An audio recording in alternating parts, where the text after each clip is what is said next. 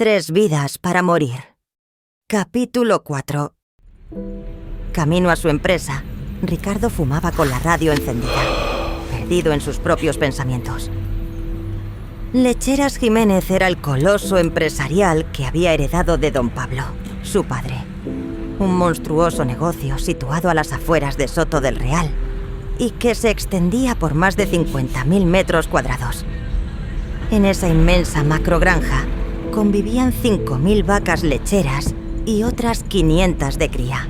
Además, junto al recinto operaba un pequeño matadero donde los terneros machos eran sacrificados y su carne se vendía bajo un seudónimo, ocultando así el verdadero origen del producto. Las denuncias de grupos ecologistas eran un ruido constante. Aunque Ricardo intentaba distraer la opinión pública con campañas de publicidad engañosa, el impacto ambiental de su negocio era innegable.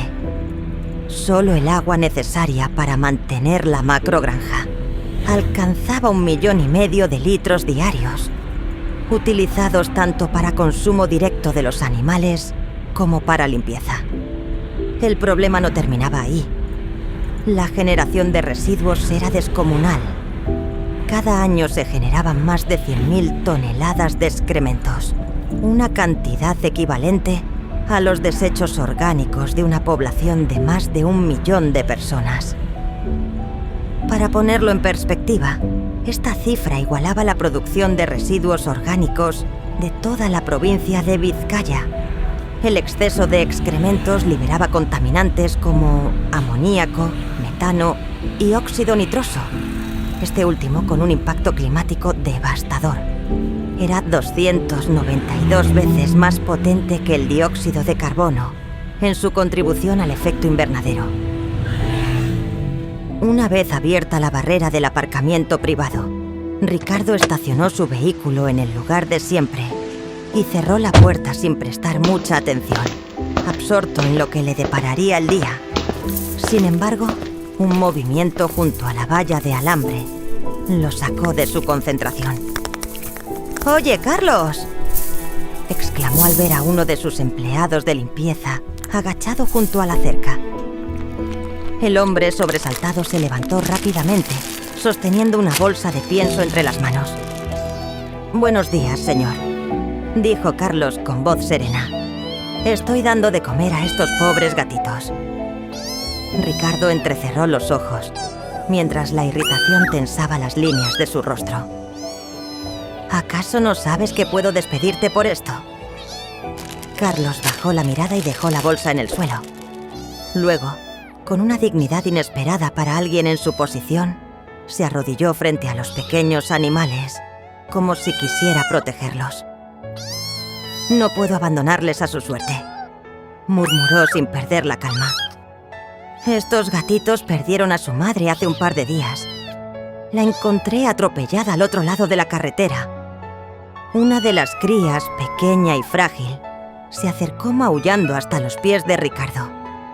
Por un instante apenas perceptible, sus ojos se suavizaron, como si un destello de compasión los hubiera atravesado. Pero la dureza regresó enseguida y, sin dudarlo, la apartó de una patada. Carlos se inclinó hacia adelante, casi como si sintiera el dolor del animal en su propio cuerpo.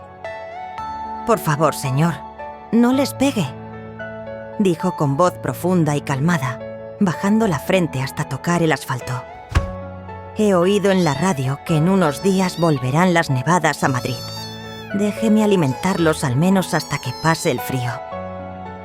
Ricardo lo observó desde arriba, como un rey que mira con desdén a un súbdito insignificante. Sin embargo, había algo en los ojos de Carlos, algo inexplicablemente tranquilo, que desconcertó al presidente de la compañía por un momento. Esa calma le resultaba molesta, aunque no lograba identificar por qué. «Te lo diré claro, para que incluso alguien como tú pueda entenderlo», respondió Ricardo, volviendo a endurecer su tono. «Si vuelvo a verte dando de comer a esos bichos, estás despedido». Carlos levantó la cabeza y lo miró a los ojos.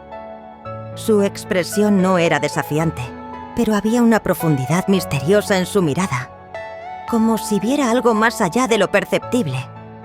Ricardo se giró bruscamente, incómodo, y comenzó a caminar hacia la puerta de entrada.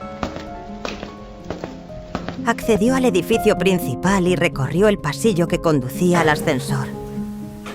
Una vez en el tercer piso, avanzó con firmeza hasta su despacho. «Buenos días, presidente», saludó Ramón desde el umbral de la sala. «¿Cómo se encuentra?» «No tengo ganas de hablar», replicó Ricardo mientras se hundía en su sillón. «Enséñame ese vídeo cuanto antes». El segundo al mando asintió en silencio, pero justo antes de encender el dispositivo, Ricardo lo miró con una ceja alzada. «Por cierto, ¿qué tal fue el cumpleaños de tu hijo? ¿Le gustó mi regalo?» Por un instante, Ramón pareció quedarse paralizado. Sus dedos se apretaron ligeramente contra el iPad que sostenía, y un leve temblor recorrió su mandíbula. «Sí, señor». Desvió la mirada, como si el mero recuerdo del tema le resultara incómodo. Ricardo chasqueó la lengua, ignorando la falta de entusiasmo en la respuesta. «Una escopeta no es poca cosa», añadió. «Es una joya, una extensión del alma de un hombre. Es bueno que empiece joven. Aprenderá disciplina, precisión y carácter». Ramón apretó los labios, recordando a su hijo de 15 años. «Vamos al grano». Ricardo se encendió un cigarro. «¿Qué es lo que tengo que ver?» El vicepresidente puso el dispositivo sobre la mesa, abrió el archivo y la pantalla comenzó a cargarse. El primer fotograma mostraba un establo oscuro. Se escuchaban los gritos de los animales y golpes sordos. Luego, la cámara enfocaba a varios trabajadores que golpeaban y apuñalaban a las vacas con barras de acero, mientras forcejeaban con ellas para ajustarles las máquinas de ordeño. Ricardo se inclinó hacia adelante, con las manos crispadas sobre los apoyabrazos del sillón. ¿Quién demonios ha podido grabar este vídeo? Su susurro pronto se volvió un rugido. «Será hijo de perra».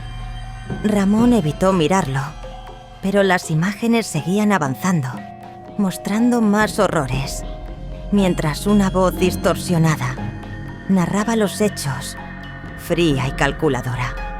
Aquí podéis ver cómo los secuaces de Ricardo Jiménez separan violentamente a las crías en sus primeras 24 horas de vida. Estos son los gritos de estrés y angustia de las madres. Lo que seguía era aún más crudo.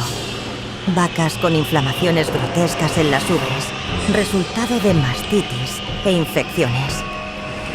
Las cámaras enfocaban sin piedad a los animales cojeando, algunos con heridas abiertas infestadas de moscas y larvas. Ricardo apretó el iPad con tal fuerza que sus nudillos se tornaron blancos. Esta es la realidad detrás de los anuncios que veis en televisión. La vaca que ríe no existe. Los dibujos de granjas felices son una mentira. El presidente no esperó más y cerró el vídeo de golpe, dejando escapar un gran gruñido. «Es suficiente. ¿Quién ha podido grabar esto sin que nos hayamos dado cuenta?» Ramón se aclaró la garganta. «No lo sé, pero está claro que es uno de nuestros trabajadores». Ricardo tragó saliva y se encendió otro cigarro. «¿Cuánto dinero pide ese desgraciado?», preguntó entre dientes. El cierre de Lecheras Jiménez. La colilla se le cayó de los labios. «¿Bromeas? ¿Qué clase de soborno es ese?»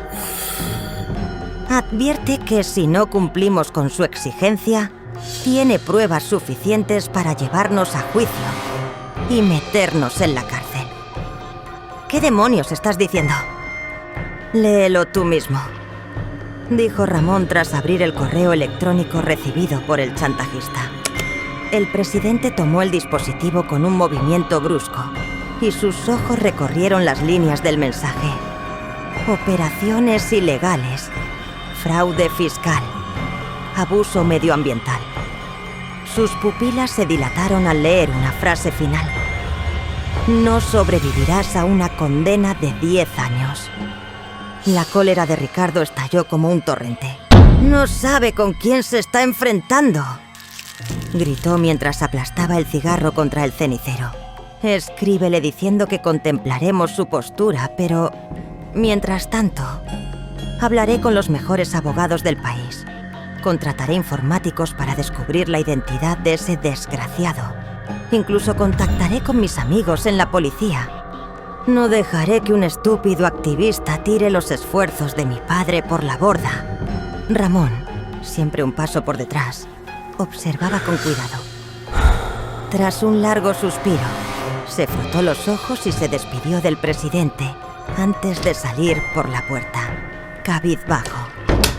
Ricardo pasó el resto del día en el despacho, bebiendo de la botella de ron que guardaba en una pequeña nevera grisácea.